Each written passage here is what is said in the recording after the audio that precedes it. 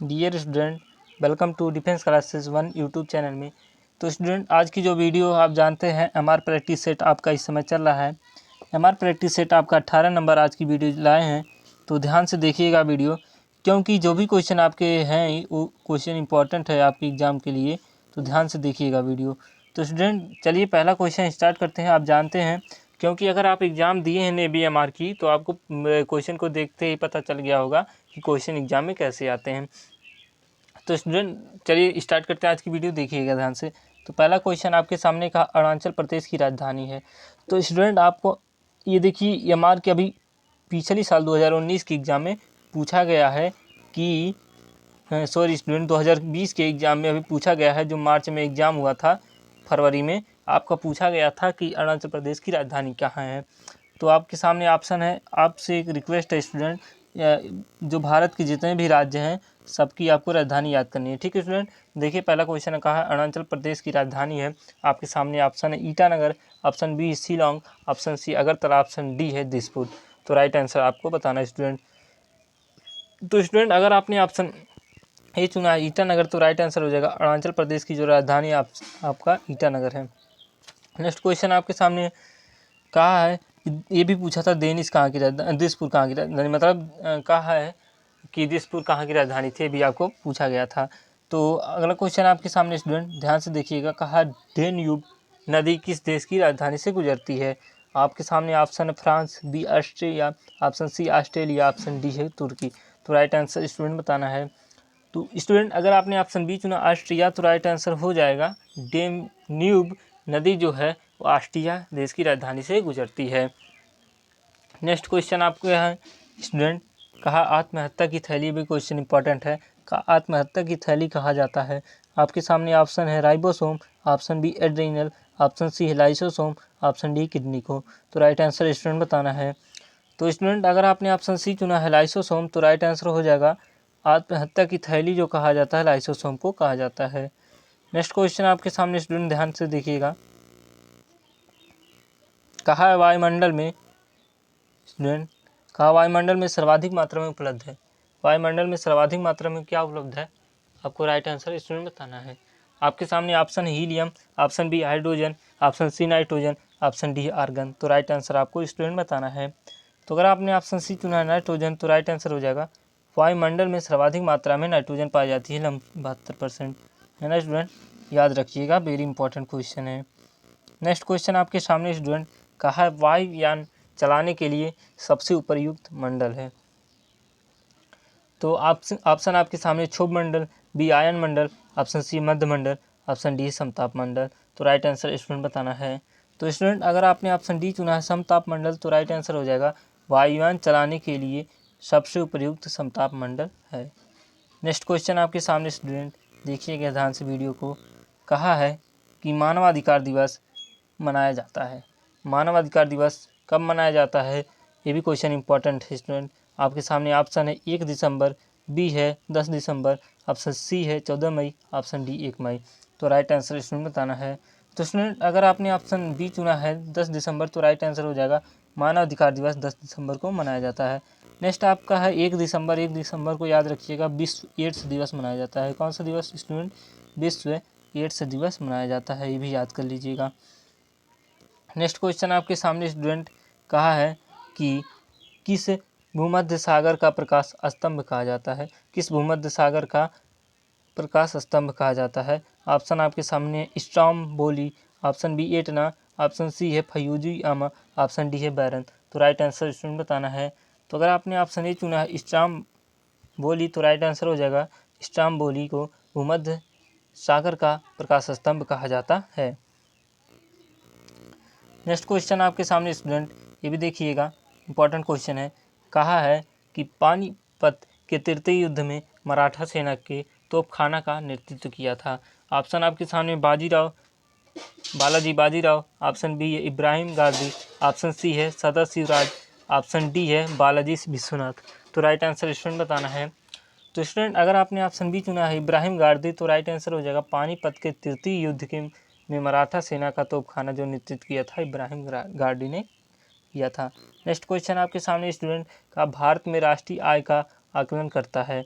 आपके सामने ऑप्शन है NSSO, ऑप्शन बी है CSO, ऑप्शन सी है ISI, ऑप्शन डी है वित्त मंत्रालय। तो राइट आंसर स्टूडेंट बताना है। तो स्टूडेंट अगर आपने ऑप्शन बी चुना है CSO, तो राइट आंसर हो जाएगा भारत में राष्ट्रीय आय का आकलन CSO करता है। नेक्स्ट क्वेश्चन आपके सामने स्टूडेंट कहा निम्नलिखित में कौन समवर्ती सूची का विषय है। समवर्ती सूची का विषय कौन है। ऑप्शन आपके सामने प्रतिरक्षा, बी है पुलिस है, ऑप्शन सी शिक्षा है, ऑप्शन डी जनगणना। तो राइट आंसर स्टूडेंट बताना है। तो स्टूडेंट अगर आपने ऑप्शन सी चुना है शिक्षा, तो राइट आंसर हो जाएगा कि शिक्षा जो है समवर्ती सूची का विषय है। नेक्स्ट क्वेश्चन आपके सामने स्टूडेंट 36 नंबर कहा उच्च न्यायालय की प्रथम महिला न्यायाधीश बनी थी। ये भी क्वेश्चन इंपॉर्टेंट है। ऑप्शन आपके सामने फातिमा बीबी, ऑप्शन बी है लीला सेठ, ऑप्शन सी है इंदिरा नूई, ऑप्शन डी है अन्ना जाज। तो राइट आंसर स्टूडेंट बताना है। तो स्टूडेंट अगर आपने ऑप्शन बी चुना है लीला सेठ, तो राइट आंसर हो जाएगा उच्च न्यायालय की प्रथम महिला न्यायाधीश जो बनी थी वो लीला सेठ बनी थी। नेक्स्ट क्वेश्चन आपके सामने स्टूडेंट देखिएगा ध्यान से। कहा है एकमात्र उपराष्ट्रपति जिनकी मृत्यु कार्यकाल में हुई थी वो कौन थे। ऑप्शन आपके सामने है हामिद अंसारी, ऑप्शन बी है राधा कृष्णन, ऑप्शन सी है किशोरकांत, ऑप्शन डी है डॉक्टर शंकर दयाल शर्मा। तो राइट आंसर स्टूडेंट बताना है। तो अगर आपने ऑप्शन सी चुना है किशोरकांत, तो राइट आंसर हो जाएगा एकमात्र उपराष्ट्रपति ही थे जिनकी मृत्यु कार्यकाल में ही हुई थी, उनका नाम था किशोरकांत। नेक्स्ट क्वेश्चन आपके सामने स्टूडेंट, ये भी ध्यान से पढ़िएगा। कहा है डूबते हुए सूर्य का देश कहा जाता है। ये भी क्वेश्चन इंपॉर्टेंट है, MR के एग्जाम में पूछा गया है। ऑप्शन आपके सामने UK यूनाइटेड किंगडम को मतलब ब्रिटेन को, ऑप्शन बी है USA जापान संयुक्त राज्य अमेरिका को, ऑप्शन सी है जापान, ऑप्शन डी है USSR को। तो राइट आंसर स्टूडेंट बताना है। तो स्टूडेंट अगर आपने ऑप्शन ए चुना है UK, तो राइट आंसर हो जाएगा डूबते हुए सूर्य का देश UK को कहा जाता है। नेक्स्ट क्वेश्चन आपके सामने है कहा मौलिक अधिकार संविधान की किस भाषा में है। तो मौलिक अधिकार संविधान का किस भाग में है। ऑप्शन आपके सामने भाग 1, ऑप्शन बी भाग 2, ऑप्शन सी है भाग 3, ऑप्शन डी है भाग 4। तो राइट आंसर स्टूडेंट बताना है, ये भी क्वेश्चन इंपॉर्टेंट है। तो स्टूडेंट अगर आपने ऑप्शन सी चुना है, तो राइट आंसर हो जाएगा क्योंकि भारत के जो मौलिक अधिकार हैं वो संविधान के भाग 3 में दिए गए हैं। नेक्स्ट क्वेश्चन आपके सामने है सेकंड में आपका नागरिकता है, ये भी ध्यान रखिएगा। नेक्स्ट क्वेश्चन आपके सामने स्टूडेंट का है अवशिष्ट पर्वत का एक उदाहरण है। ये भी क्वेश्चन इंपॉर्टेंट है। ऑप्शन आपके सामने स्टूडेंट हिमालय, बी एंडीज है, option C Rocky, option D Aravalli. तो राइट आंसर स्टूडेंट बताना है। तो अगर आपने ऑप्शन डी चुना अरावली, तो राइट आंसर हो जाएगा अवशिष्ट पर्वत का उदाहरण अरावली है। नेक्स्ट क्वेश्चन आपके सामने स्टूडेंट 41 नंबर कहा है कि विश्व व्यापार संगठन का मुख्यालय है। ये भी क्वेश्चन MR में पूछा गया है, ध्यान पढ़िएगा। ऑप्शन आपके सामने New York, option B Sydney, option C Canberra, option D है जिनेवा। तो राइट आंसर स्टूडेंट बताना है। तो अगर आपने ऑप्शन डी चुना है जिनेवा, तो राइट आंसर हो जाएगा विश्व व्यापार संगठन का मुख्यालय जो नेवा में है। अगर स्टूडेंट आप लोगों को लगता है कि हम झूठ बोल रहे हैं, तो आप MR की प्रीवियस ईयर की बुक ले लेना, उसमें देख लेना जो भी हम क्वेश्चन आपको बताए हैं ये इंपॉर्टेंट है, MR के एग्जाम में पूछा गया है। आप देख लीजिएगा, फिर उसके बाद कमेंट में आइएगा हाँ सर आप सही कह रहे थे। चलिए पहला क्वेश्चन आपके सामने देखते हैं। नेक्स्ट क्वेश्चन 42 नंबर कहा है कि टोडा जनजाति कहाँ निवास करती है।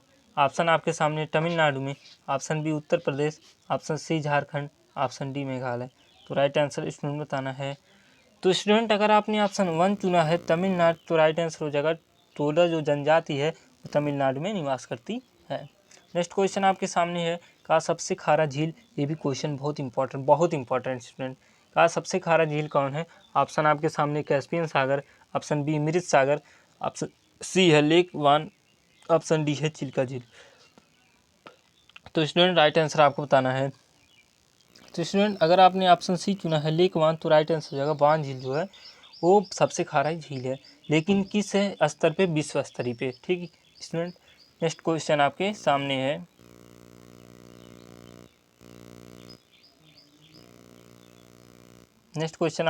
स्टूडेंट कहा है कि नेक्स्ट क्वेश्चन आपके सामने कहा भूस्थैतिक उपग्रह की ऊंचाई के मान को निम्न में से कौन दर्शाता है। ऑप्शन आपके सामने 1000 kilometre, option B 10,000 kilometre, option C है 72,000 किलोमीटर, ऑप्शन डी है 36,000 किलोमीटर। तो राइट आंसर स्टूडेंट बताना है। तो स्टूडेंट अगर आपने ऑप्शन डी चुना है 36,000 किलोमीटर, तो राइट आंसर हो जाएगा भूस्थैतिक उपग्रह की ऊंचाई के मान 36,000 किलोमीटर दर्शाता है। नेक्स्ट क्वेश्चन आपके सामने स्टूडेंट का विश्व का सर्वाधिक वर्षा होती है।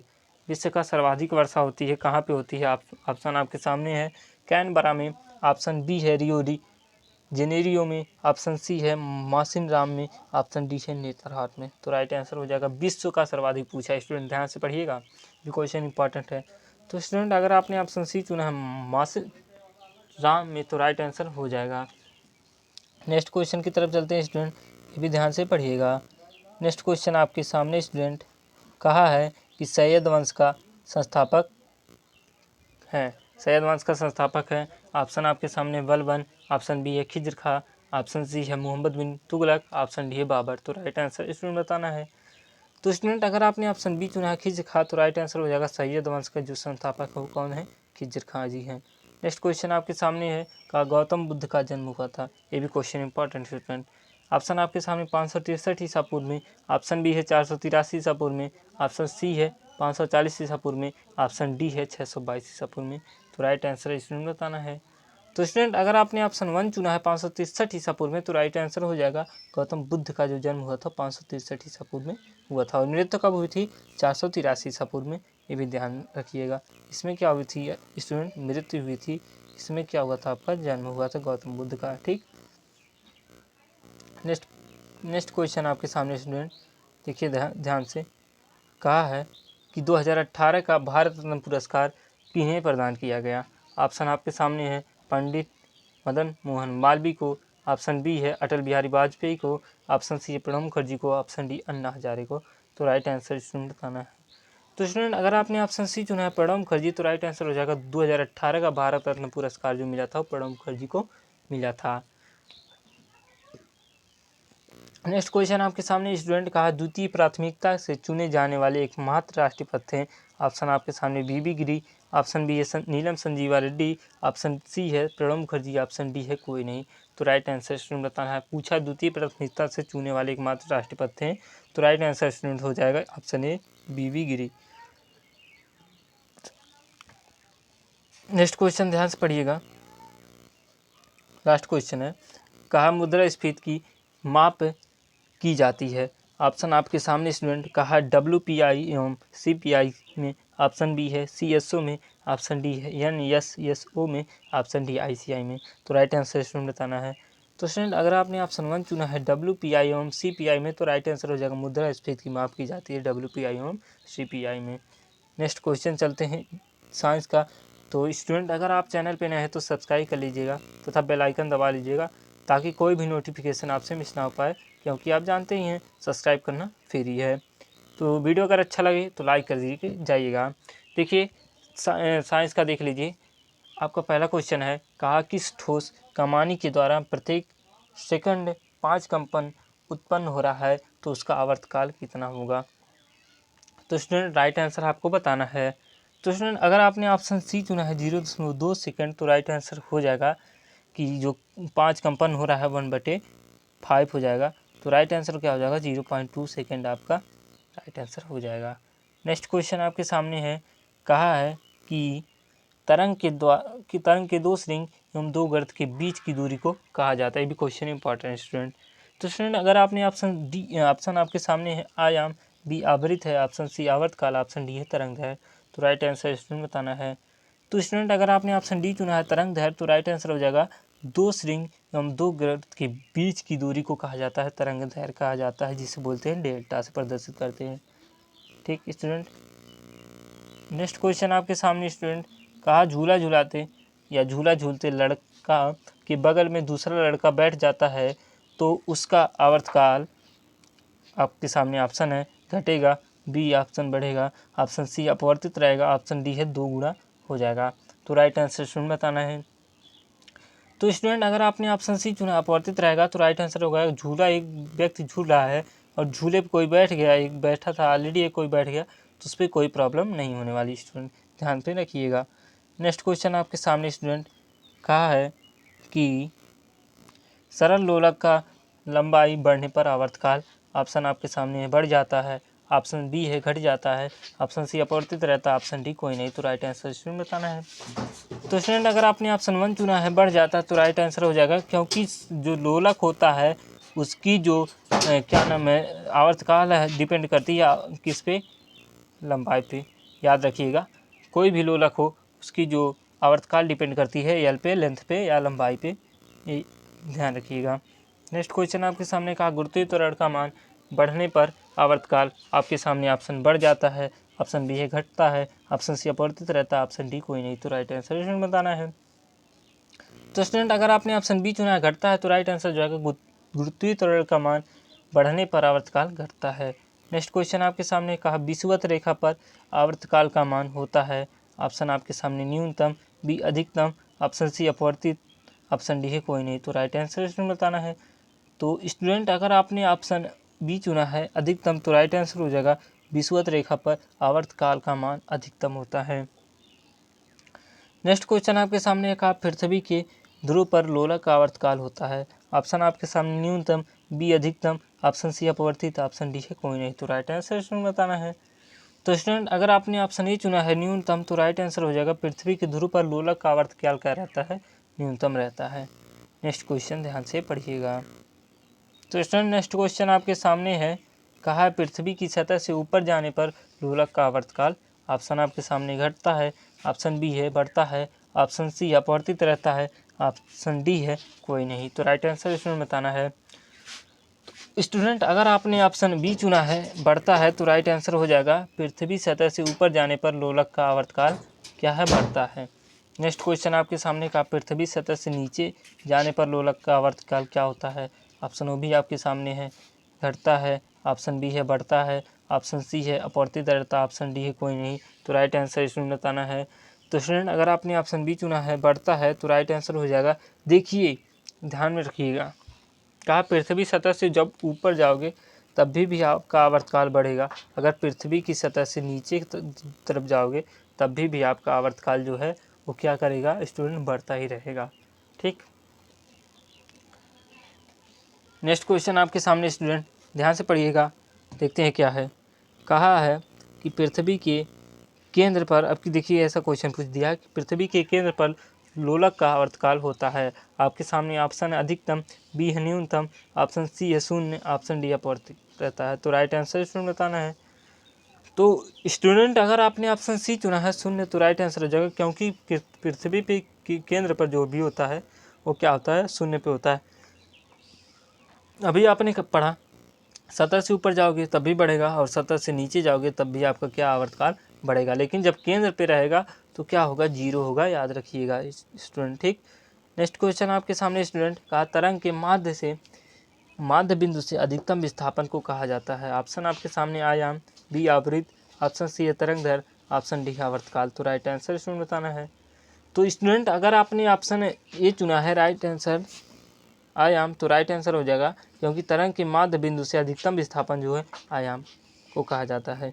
नेक्स्ट क्वेश्चन आपके सामने है, देखिएगा ध्यान से।